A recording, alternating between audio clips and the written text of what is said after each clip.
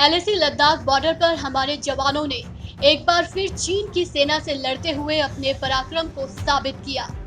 हालांकि इस दौरान हमारे 20 वीर सपूत शहीद हो गए। इस कार्यक्रम में बात बिहार रेजिमेंट के योद्धा कर्नल संतोष बाबू और उनकी पूरी टीम की शौर्य गाथा की।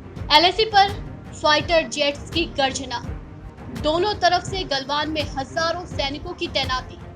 कुछ इसी तरह का सूरत हाल इस वक्त लद्दाख से लेकर अरुणाचल बॉर्डर तक देखा जा रहा है। मगर बॉर्डर पर ये हालात कैसे बने, ये जानना भी जरूरी है। 15 जून की सुबह लद्दाख की गलवान घाटी में सब कुछ सामान्य था। उस वक्त कर्नल संतोष बाबू वहां भारतीय सैनिकों का नेतृत्व कर रहे थे। मगर अचानक एक खबर मिली कि गलवान नदी के किनारे चीन ने भारतीय सीमा में एक पोस्ट बनाई है, जिसे चंद दिनों पहले ही बातचीत के बाद चीन ने वहां से हटा लिया था। मगर 14 जून की आधी रात चीन ने फिर उसी जगह अपना पोस्ट खड़ा कर दिया। कर्नल संतोष बाबू ने तय किया कि वो एक टीम के साथ खुद उस कैंप के पास जाएंगे और पूरी बात की जानकारी लेंगे कि आखिर ये पोस्ट एक बार फिर से कैसे बन गया। कर्नल संतोष बाबू हैरान थे कि उन्होंने कुछ ही दिन पहले इस पोस्ट को लेकर चीनी ऑफिसरों से बात की थी, फिर ये दोबारा कैसे बन गया। वही चीनी पोस्ट फिर से बनने की वजह से 16 बिहार रेजिमेंट में गुस्सा देखने को मिल रहा था। यूनिट के युवा सिपाही नाराज थे और वो खुद चीन के इस पोस्ट को उखाड़ फेंकना चाहते थे। लेकिन कर्नल बाबू सौम्य, शांत दिमाग से काम करने वाले ऑफिसर माने जाते थे। वो इस इलाके में कंपनी कमांडर के तौर पर पहले भी तैनात रह चुके थे और चीनी सैनिकों के हाव भाव से बखूबी वाकिफ थे।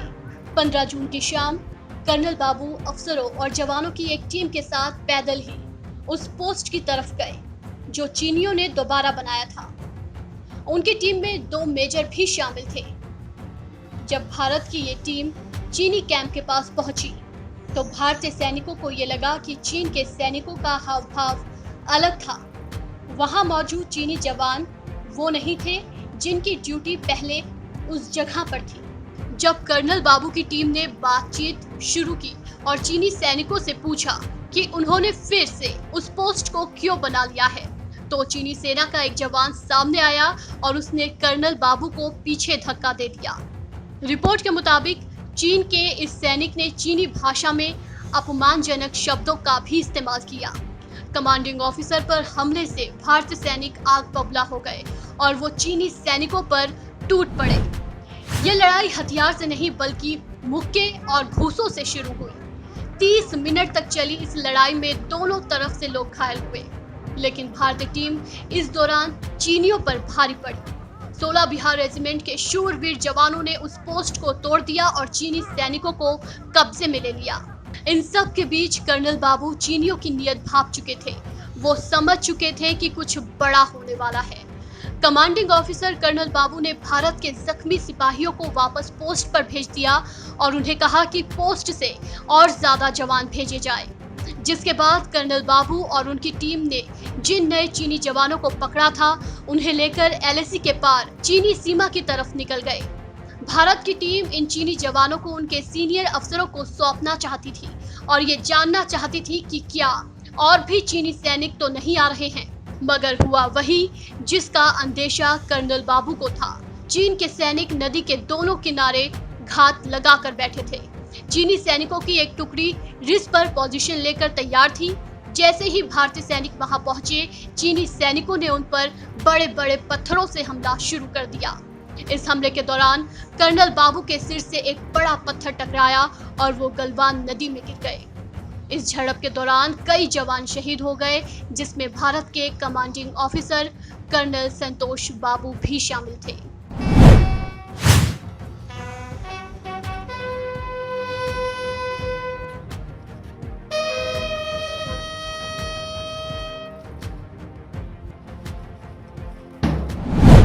कमांडिंग ऑफिसर की शहादत के बाद 16 बिहार रेजिमेंट के जवानों ने पूरी ताकत के साथ हमला बोला।